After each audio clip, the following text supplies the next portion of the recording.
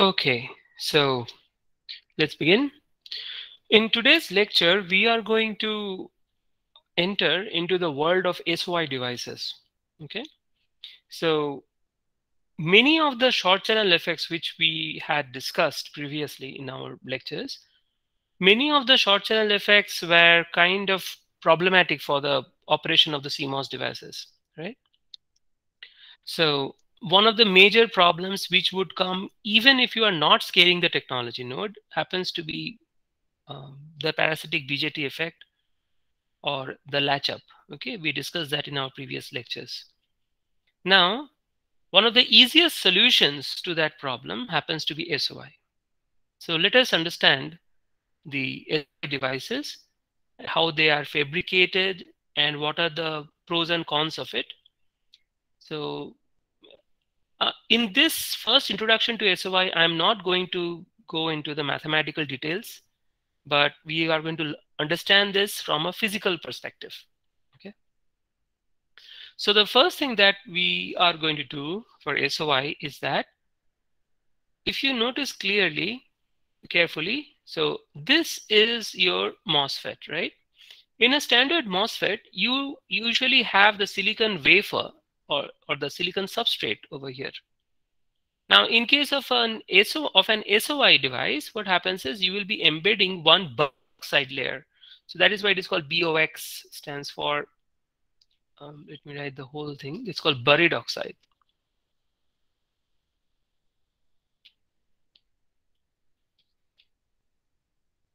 Or in short, we will simply refer to it as BOX. And accordingly, the oxide, the dielectric on the gate is usually called the gate oxide or GOX.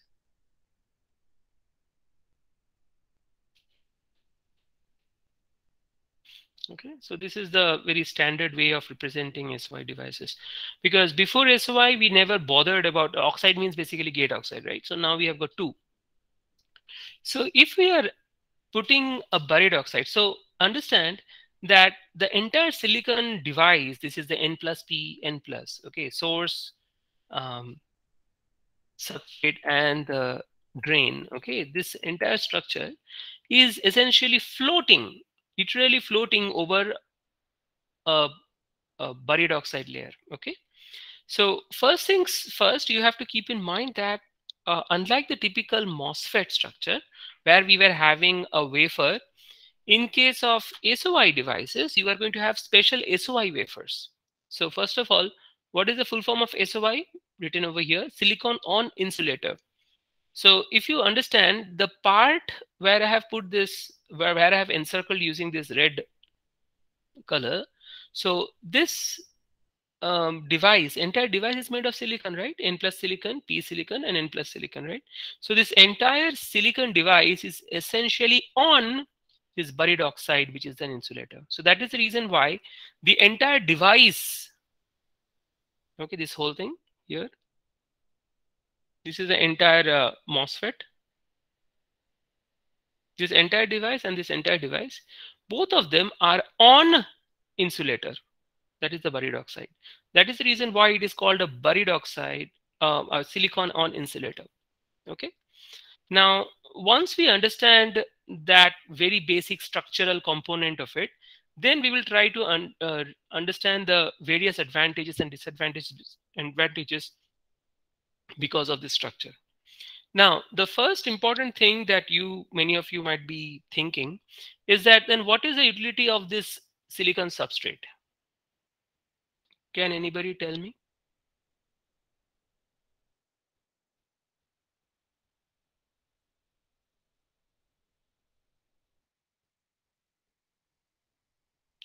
In fact, the fundamental part of SOI, the portions which we are going to learn today, is more of a fabrication problem rather than a modeling problem.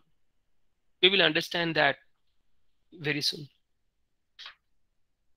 Towards the end of today's lecture, we will reach. Towards the end of today's lecture, we will reach the point where we will enter into the world of uh,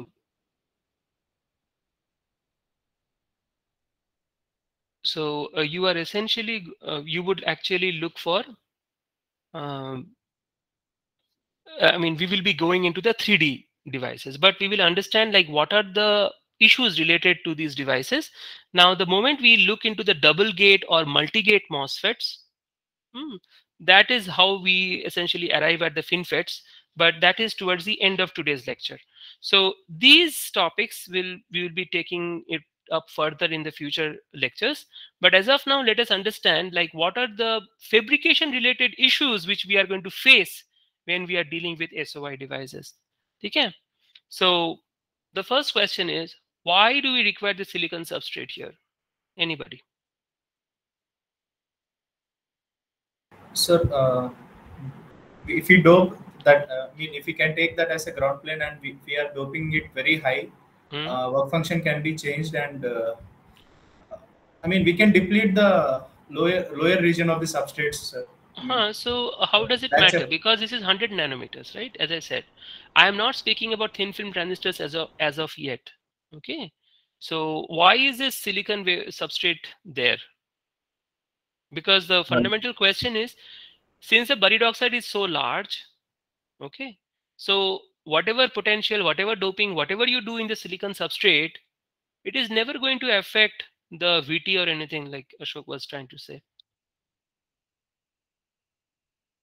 Anybody? Any guesses? Why it is there? For CMOS latch up? CMOS latch up will essentially be avoided by the buried oxide. Okay. I know. Anything? Okay. This is actually something which is a remnant of the original structure. What I mean by that is, whenever we are making the SOI wafer, I'm not speaking particularly about the SOI devices, SOI wafer. So how is an SOI wafer made? You will take some silicon, okay, and then you put it into a furnace such that all this, I mean, the top layer will essentially become an oxide, which will essentially become the buried oxide. This will be the Si. Some layer of SOI will still be there. And this buried oxide, then you are going to etch out some part of it.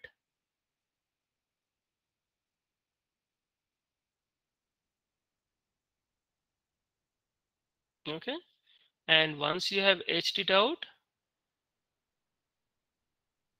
there you will make all these devices. Okay. So what it means is the silicon is something which we did not put it by intention. Okay. So the silicon is there as a remnant of the creation process, the fabrication process of the SOI wafer. So whenever you are making an SOI wafer, this silicon, no matter how thin this layer is, it will always be there. But it doesn't mean that it is simply there just for the sake of it. No. What happens is, whenever you are keeping this SOI wafer on a chassis, for example, then if you want to keep it grounded, then remember this silicon wafer is having free carriers. This is not depleted or anything. Okay. So if they are having free carriers, what is the advantage?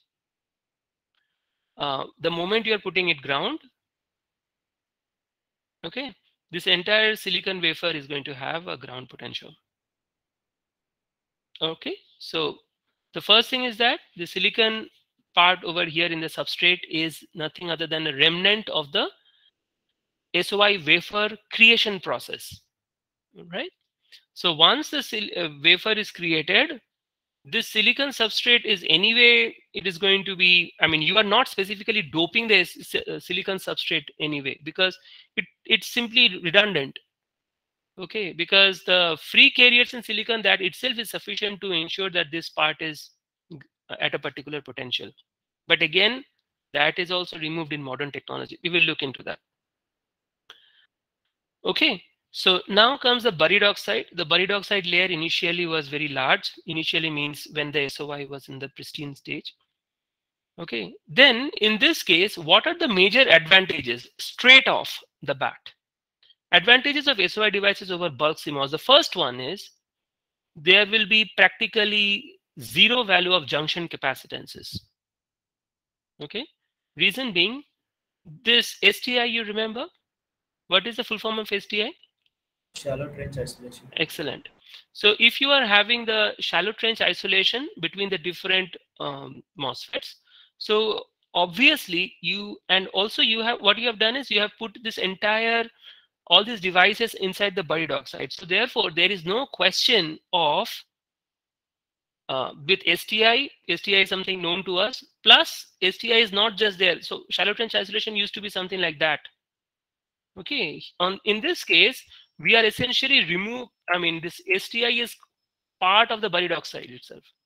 As a consequence, there is no question of latch up.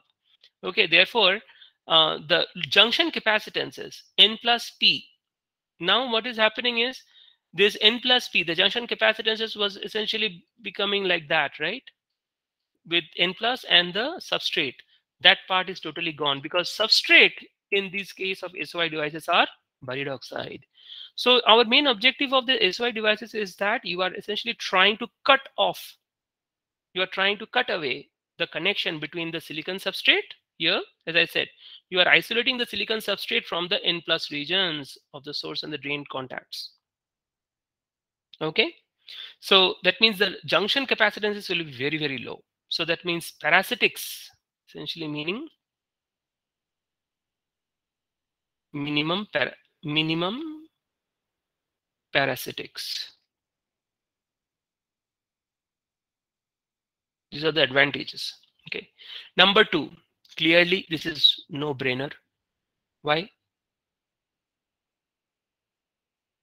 Why there is no body effect? Very simple.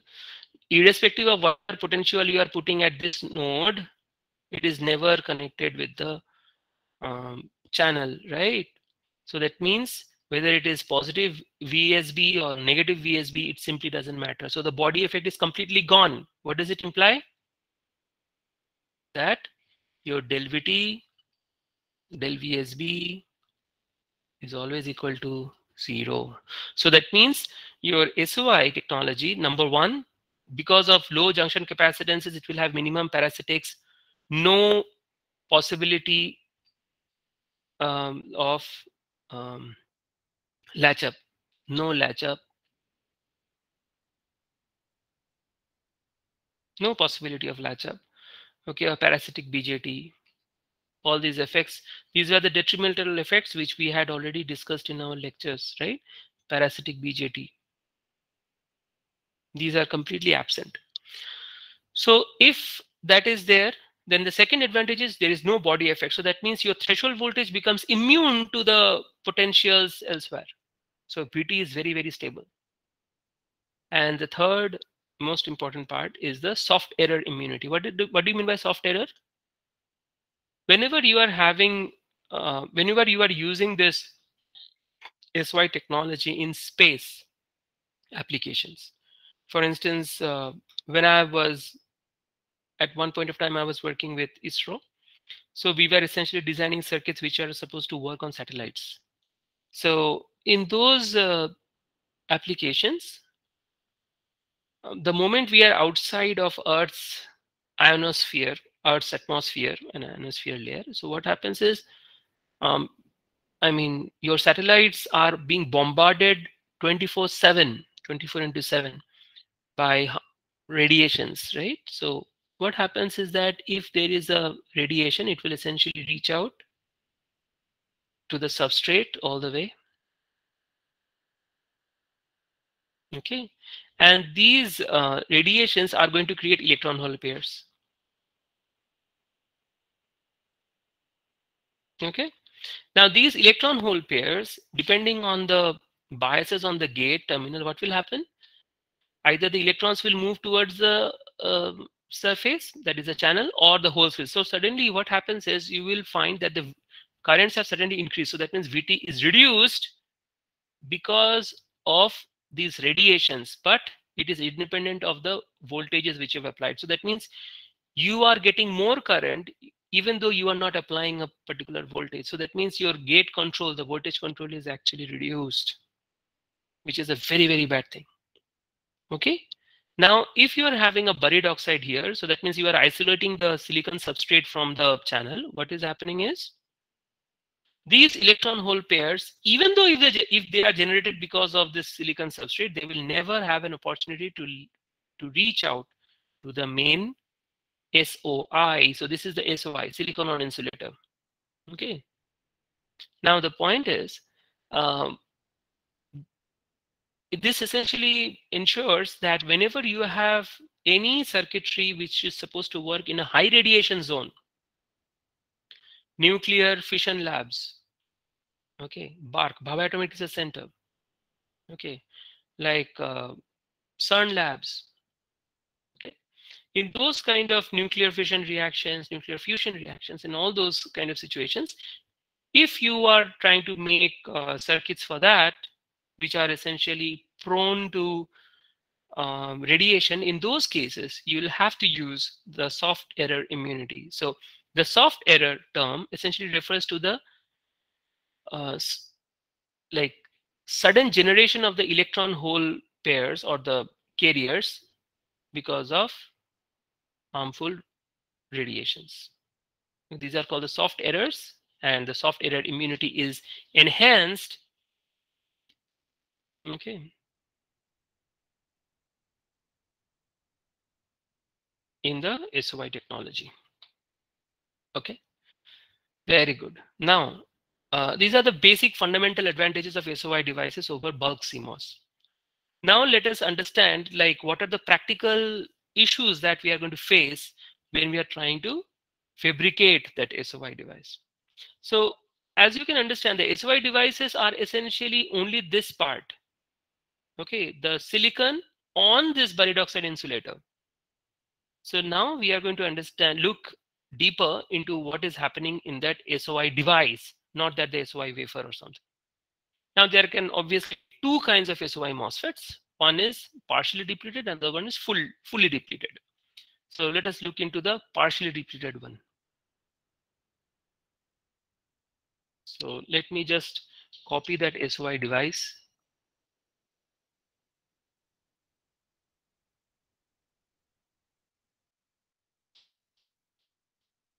So I'm just zooming into that SOI device.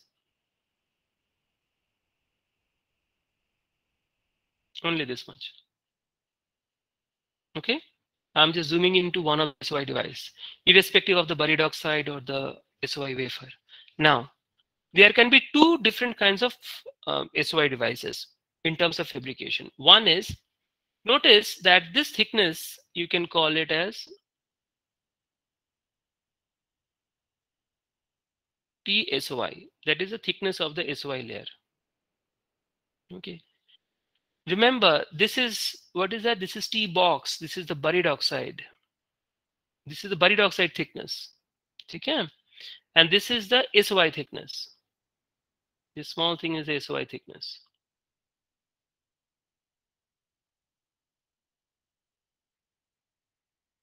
Fine.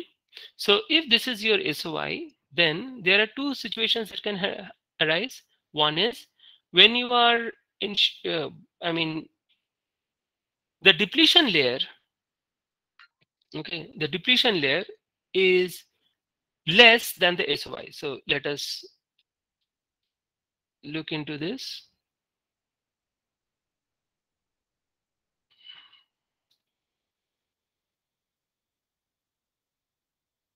So the depletion layer is somewhat like that.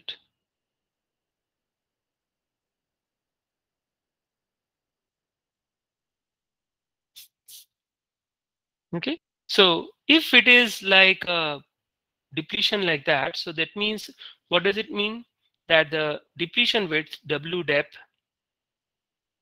is lower than TSOI.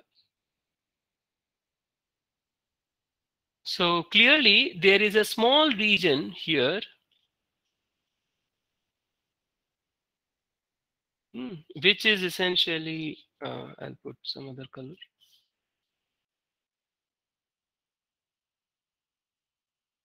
So this region is the neutral region. So what we understand is, in this situation, this neutral region basically mimics the standard MOSFETs which we have all accustomed to. Okay, so if it is a neutral region, then the first of all, the W depth, the depletion width, is essentially less than the SOI thickness. Okay, so if that is so, so beyond the depletion boundary, that purple color, the pink color which I have shown here, is the neutral region. Okay, so if this is a neutral region, what are the consequences you can think of? Just answer me intuitively.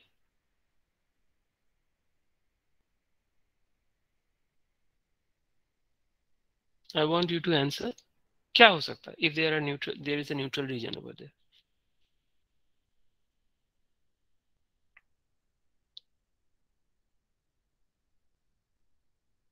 See, the first thing is that since it's a neutral region, so that means if it is a p-type SOI, that means p silicon or n silicon, depending on, this is n plus p n plus, so this is p silicon, let us say. So the neutral region will essentially be having the free holes, free carriers, right? But unlike the case of the standard MOSFET, where this region, okay, so this point was essentially grounded, or you are putting a VB voltage. So that means you are connecting it to a terminal. But in this case, it is not connected to a terminal. It is connected to what? It is connected to a buried oxide. So essentially meaning that the so-called body terminal, if we want to speak it like that, it's not the body terminal, body region or substrate for this small SOI region is essentially floating. That's why it is called the floating body effect. So it is going to be floating because this part is an insulator. So what is the consequence? If you are applying a plus VG voltage, okay, then what will happen? As you are increasing the VG voltage, your depletion region will go on increasing. But the maximum depletion width, I said, is lower than the TSY. What does it mean? There will be a neutral region, and these charges, the holes which have essentially come here, they will start behaving. I mean, first of all, you have understood the idea about the floating body. That means the body terminal is body region, or the substrate for this zoomed in SOI device. Okay, only the zoomed in SOI device, that is not connected to any terminal. It is essentially floating. Okay, so it's floating. But what happens is the charges which will accumulate over here, if you are, especially if we are keeping this plus VG for a long time, what will happen? These charges, some of these charges will essentially settle on this side of the buried oxide. So let me just, okay, remember that this is the BOX, right? So these charges will essentially start, they will charge up the oxide in the buried oxide. Remember, buried oxide is a dielectric, right? So they will be having dipoles. So these dipoles will essentially charge up the buried oxide on this layer. So if that happens, what does it imply? When you are changing the gate bias now to some other value, okay, let us say you are increasing, it's a sinusoidal wave, let us say. So when it is high, it is essentially going to charge up, but when it is going low, what will happen? Because of these charges will essentially start behaving like a VSB. Okay, as if there will be some charge difference on the on this terminal here, source terminal, and the charges over here. Essentially meaning that the response of the device will become dependent on the previous charging state of this SOI device. What were the charges in the bulk region? Okay, so this is called as the history effect. It will depend on the history of the previous states of the SOI. Okay, so it is not only buried oxide, but this neutral region will essentially be gone, and this neutral region will pose a bigger threat because of these charges, and essentially your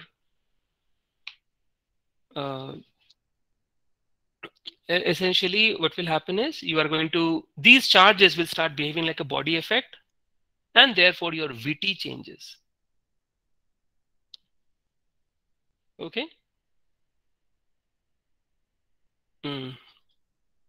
So floating body or the history effect, let me just say the VT changes. Now, what is the easiest solution to this? Somehow, if we can kind of pull out the charges over here. So many, at one point of time, what people used to do is they will simply connect one lead until here, and this is again connected to the ground or connected with the VS. Then essentially meaning that you are again back to square one. You are again making it into a simple small sized MOSFET. That's it. So if you are putting a terminal at this point over here somehow, okay, if this is connected to the ground, what will happen? It simply means that you are essentially converting this into a simple MOSFET, the previous bulk MOSFET. You can forget about the buried oxide and all that thing.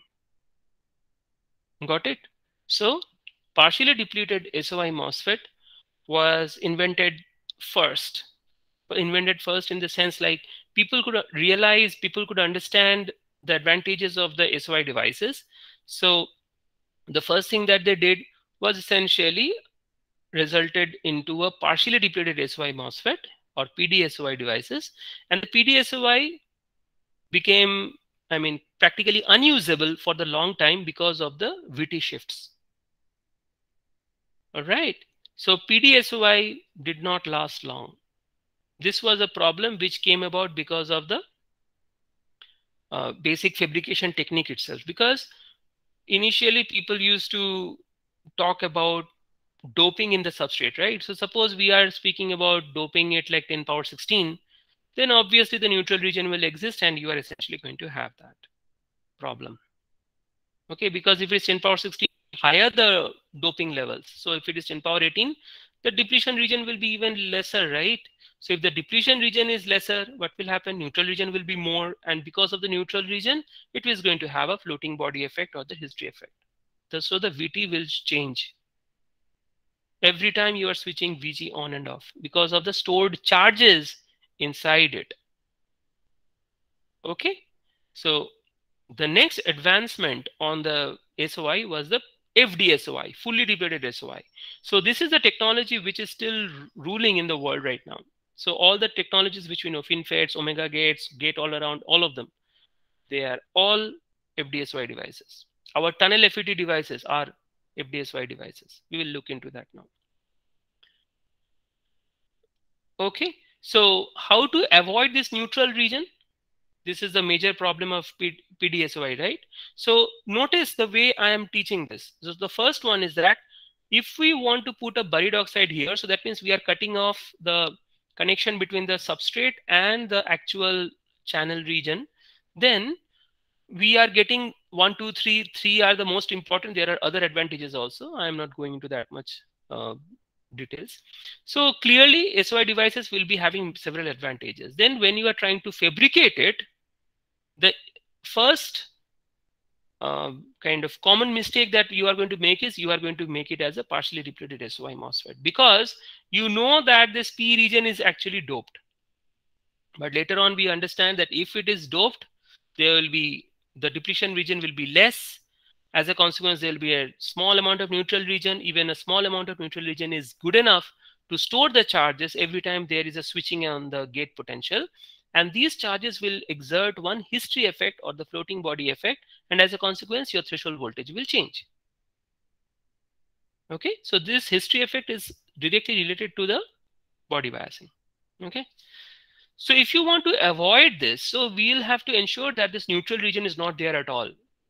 So in other words, this depletion region is going to stretch out the entire SOI thickness region. So how to do that? Simply make sure that the substrate, I mean this SOI region, this P region, whatever I am showing here right now, this P region will be as much less doped as possible. So now you are understanding that how SOI is becoming quite kind of, pretty much different from what we had told earlier previously. For the standard conventional MOSFETs, what did we notice? What did we see? That if you want to improve the performance, you have to scale the technology node. So if you are scaling the technology node, how does ND scale? Alpha into K into ND, right? So alpha into K. So we are already sure that if you want to scale the device, okay, your depletion, the doping levels will increase rapidly. As you can see here, this was what we learned, right? So what we are understanding now is that when SOI was first invented, when people invented SOI, they were thinking that, okay, we will make the smaller devices. So they essentially increase the doping over here. But increasing the doping means depletion region is less, neutral region there. Neutral region will get into the floating body effect or the history effect. And as a consequence, this body bias, effective body bias, will create a shift in the VT whenever you are switching the device, every time you switch the device. So that's not going to work. Okay. So what people started thinking is that, okay, if we are trying to make an SOI, then let us make it as lowly doped as possible, as less doped as possible. So if we are making it very low doped, what will happen? This neutral region is not there. Simple. So if you are making it low doped, your TSOI, that the silicon on insulator thickness, SOI thickness, is actually less than the effective depletion width which it is supposed to have given the doping of that material. Okay, so if the theoretical depth is much larger than the TSOI, then there will be no floating body effect. So we are essentially nullifying this issue. Okay, so TSOI is less and doping Na is low. Understanding, everybody? Huh? So TSOI is less. Obviously, we have to make SOI as low as possible, TSOI as low as possible. And we should also increase Na such that the W is as high as possible, so that this factor comes into the picture. Remember, if Na is low, simply implies that W depth is high. So if W depth is high, so this essentially, and SOI is less, as I said. So you are trying to maintain this. I mean, you want to ensure this is always true. So there will be no floating body effect. Now, one major issue is major consideration is that in the partially depleted SOI, which is nothing other than a standard MOSFET itself, in those situations, we saw that the depletion width was scaling with technology node, right? In this case, there is no W depth anymore. I know. So the scaling trends are maintained by TSOI, but not W depth. W depth concept is totally gone in case of FDSOI. Okay. Once we do the mathematical modeling, it will become clear that in FDSOI, the VT is essentially determined by the contact potentials at these terminals. It has got nothing to do with your surface potential and the depletion width. Previously, we had seen, right, VT is equal to VFB plus surface potential phi s plus QDM, maximum QDM by COX, right? Now this blue part is redundant in case of an SOI device. So in an SOI device, your VT is practically determined by VFB alone. Okay, we will look into that when we do the modeling. Now, one of the major advantages of FDSOI happens to be, notice that the inverse subthreshold slope, what was the formula for that? ln10 m phi t. Okay, So what did we notice? That if we are having a very, very large device where WDM is very large than 3TOX, then basically small m is approximately equal to 1. So ln10, which is 2.3 into 5T is 26 millivolt. So basically it gives you 60 millivolt at 300 Kelvin, right? For large devices. In the case of, but what we have seen is that if the more you are scaling the technology node, one of the ill effects of scaling was that your WDM was scaling. Okay, so if your WDM was scaling, then this whole factor was increasing. So your inverse subthreshold slope was increasing. So essentially meaning that if you were to draw this log ID VGS plot, we had seen that this will be for, let us say, 180 nanometers.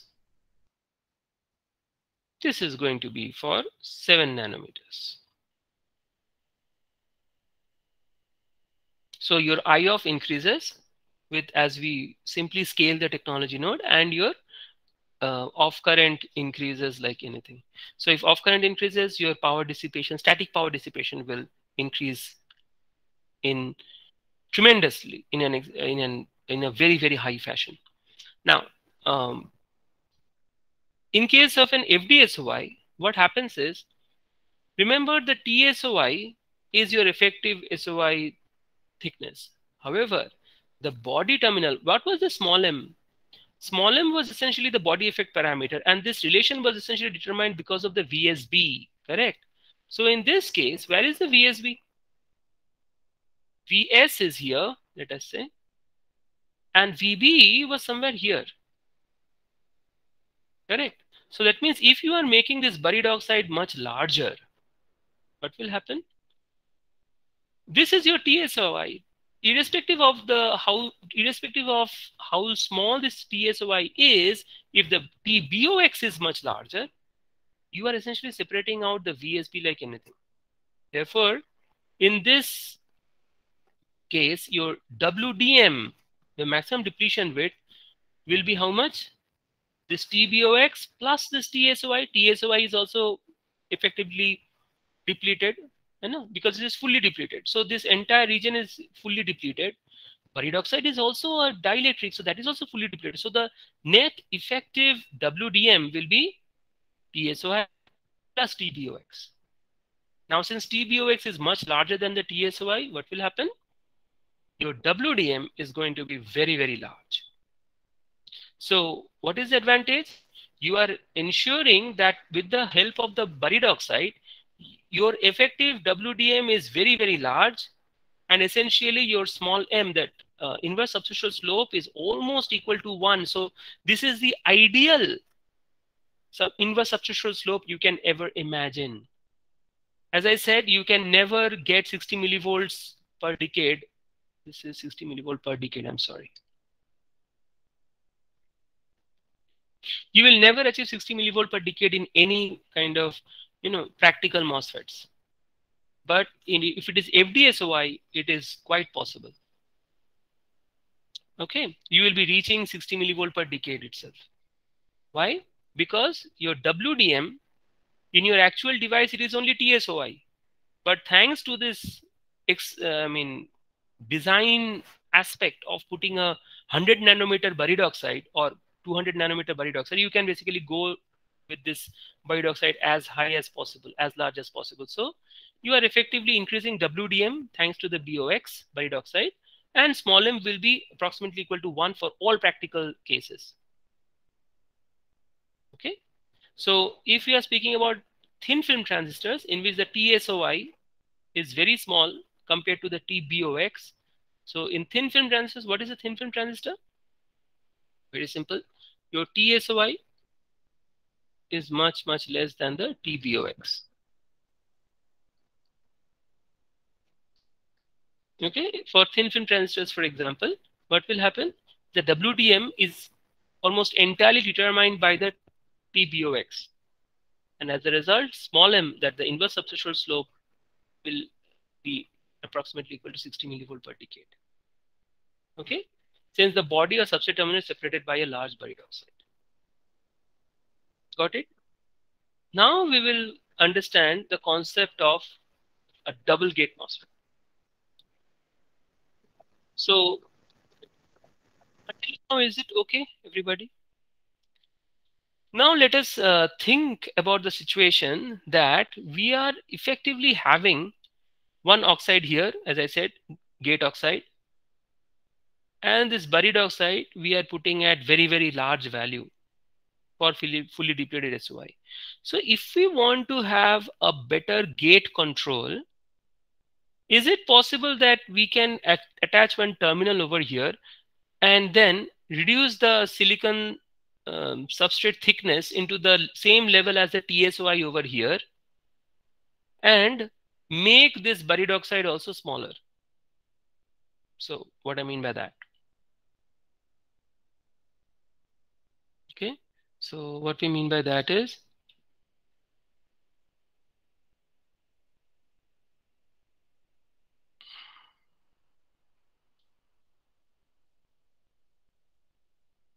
okay, and then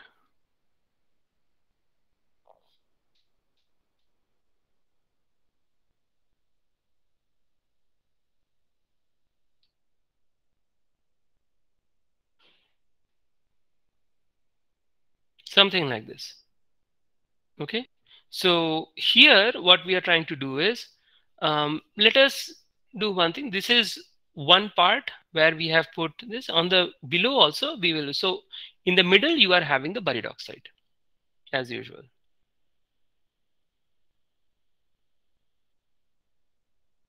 Okay, then in this case, so even better than this, from here we will essentially achieve, we can achieve like that.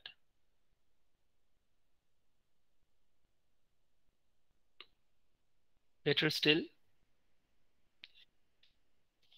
Okay, and then instead of putting it like that, we will put it somewhat like this.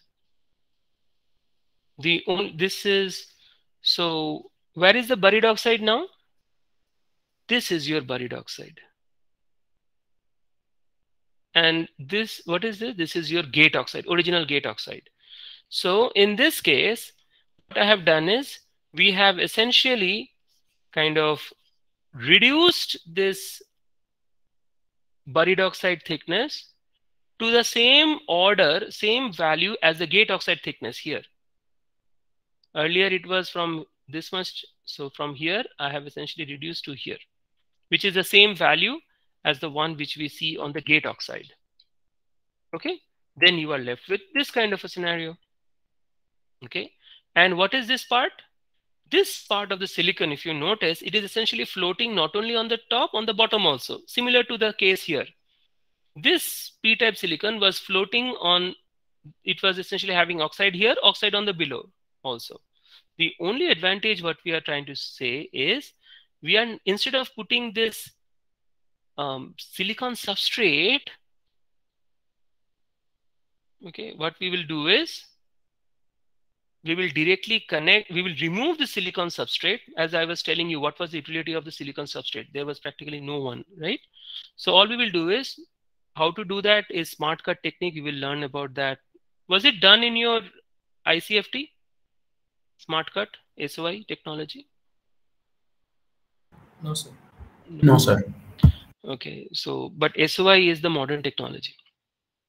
Okay, in the next class, I do not have time now. In the next class, we will spend some time with the fabrication methods of SOI.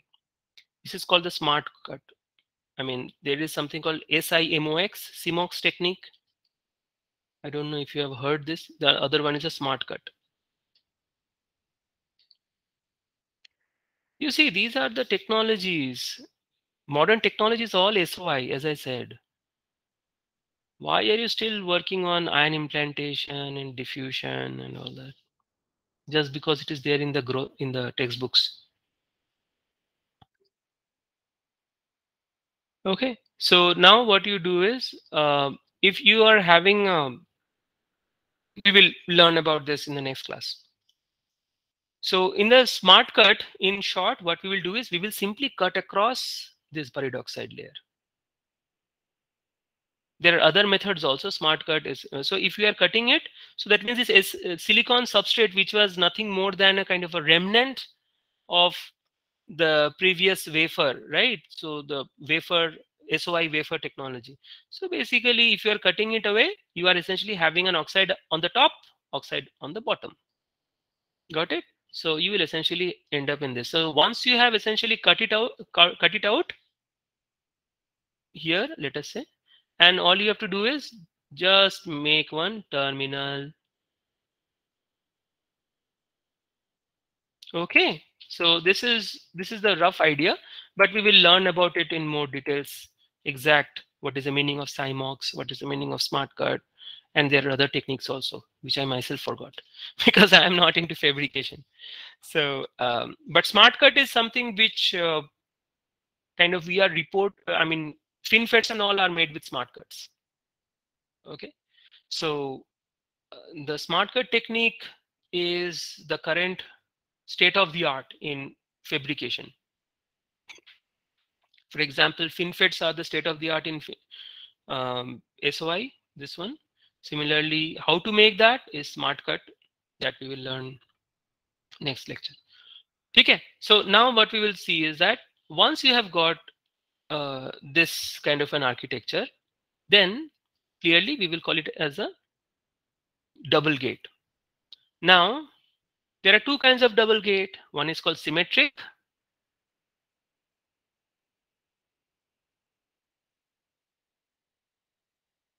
DG simply, or asymmetric. What is the difference?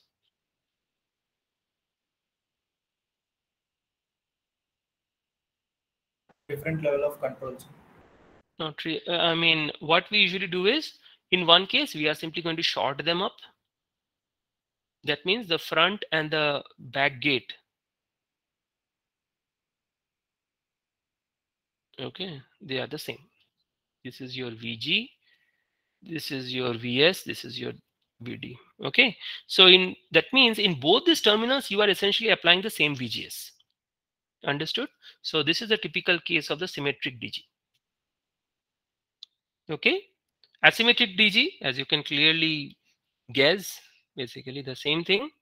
But instead of calling it as the gate terminals, we will essentially call it as, some people call it bottom gate, front gate, top gate, bottom gate.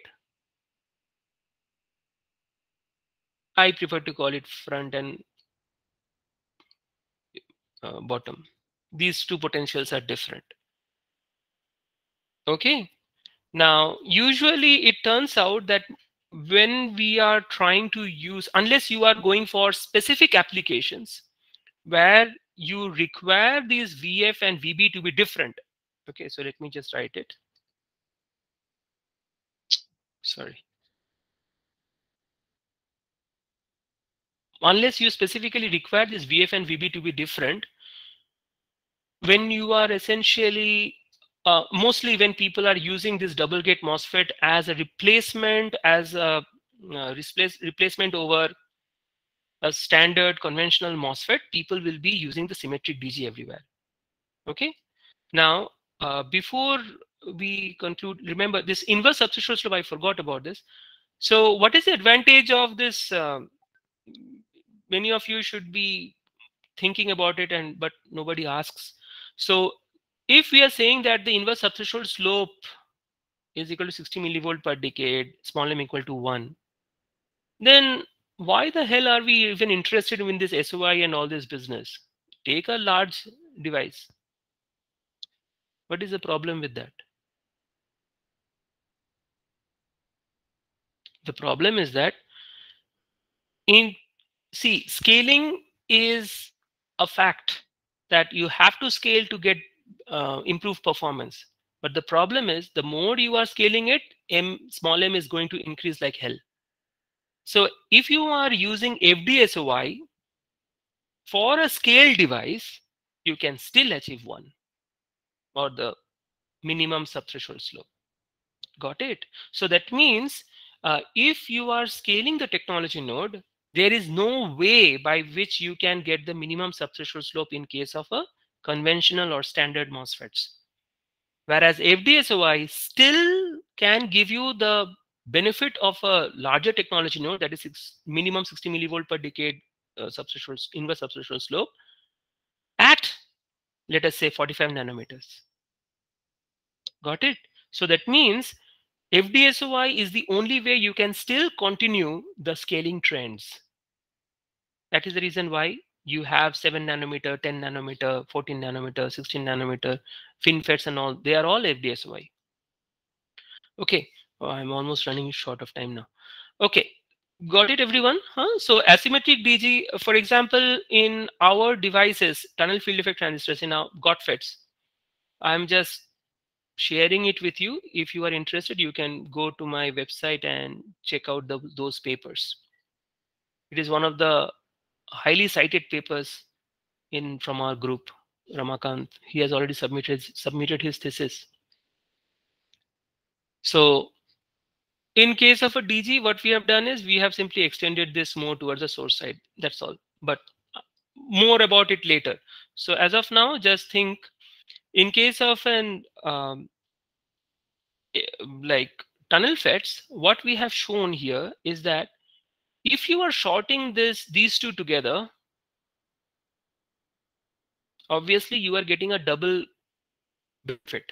Like you are going to have inversion on this surface here as well as on this surface here,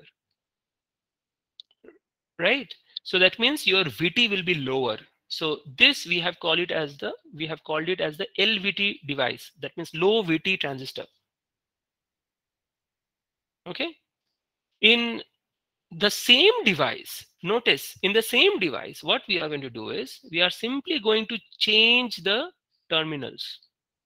This was my idea, and it worked miraculously well.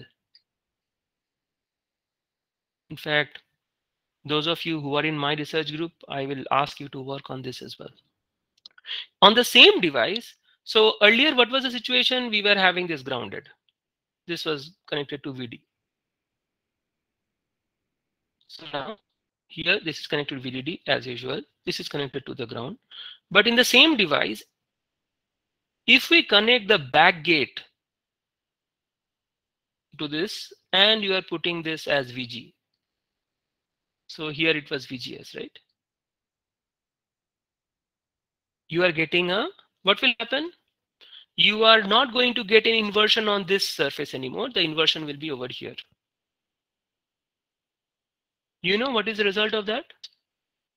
In this, using the same device itself, the way we have designed this device is such that simply by changing the terminals of the same device, you are achieving two different kind of characteristics. Number one, number two.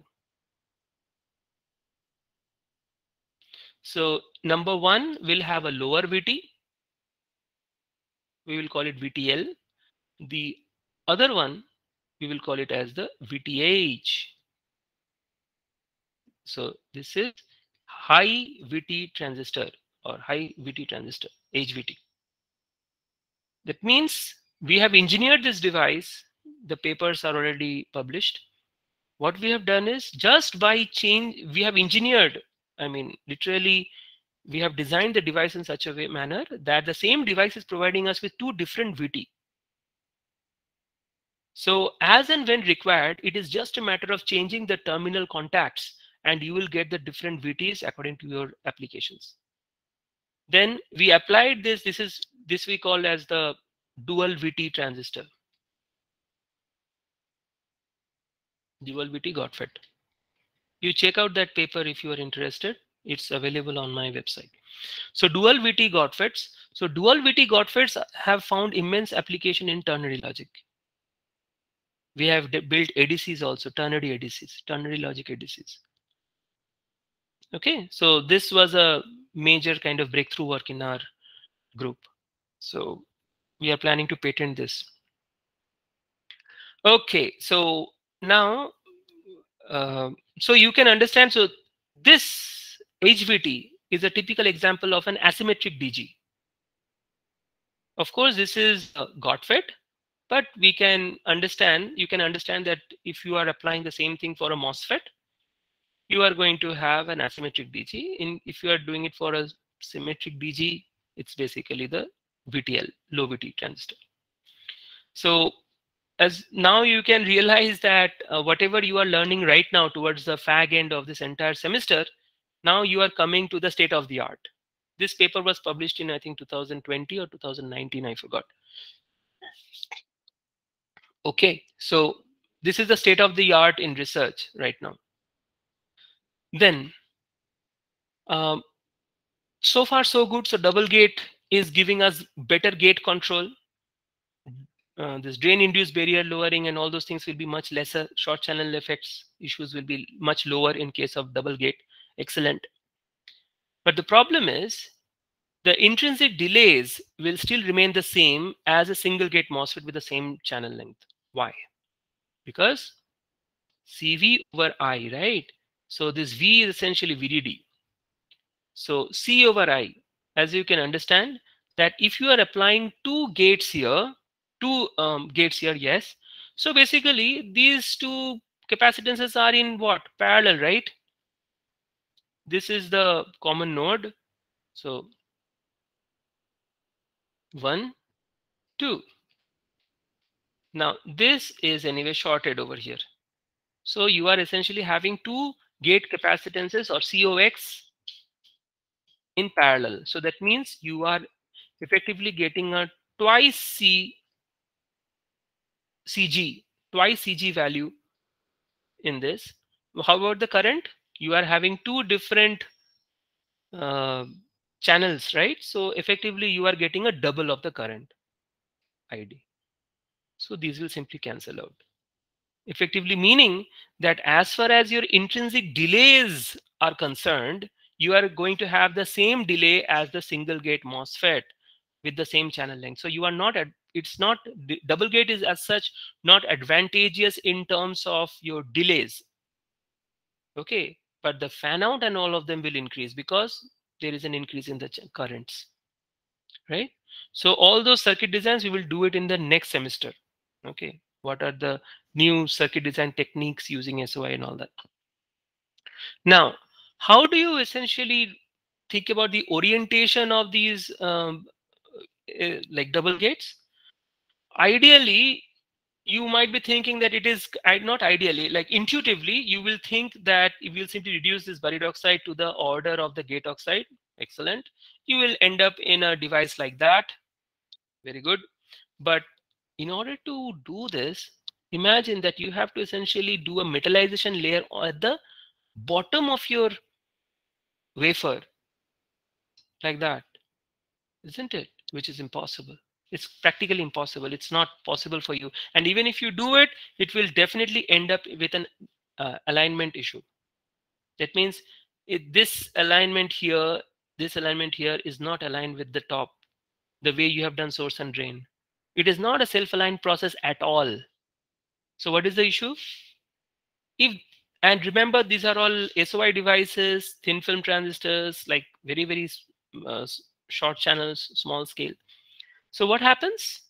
You are going to have a huge amount of parasitic capacitance which will creep up because as in the form of overlap capacitance. Okay, so this one is, although it seems easier for our understanding, but this is not good at all in terms of it's not good at all in terms of fabrication. Okay, so what is the next possible way? You can just make it vertical, either source on the top, drain on the bottom, or source drain, whatever. Then you can again put it here. So this is basically an improvement over, this is of course definitely an improvement.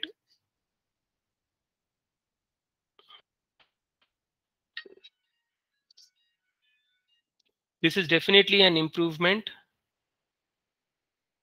over previous.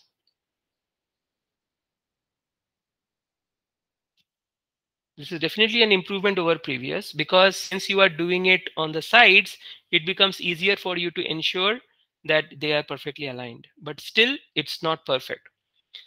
The best way to do is this one, is that this is also vertical, but you are essentially taking source and the drain on the other sides here. So not on the top and bottom, but source and the drain are on the left and right side, if you can think it that way. And the two gates are essentially on the sides like this. This is called the FinFET.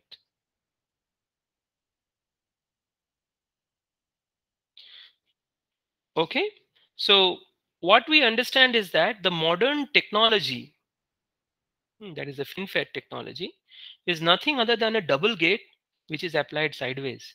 So if you are looking at a FinFET from the top, okay, you are essentially going to look at this structure. Just imagine what is you are going to see. You are going to see like that.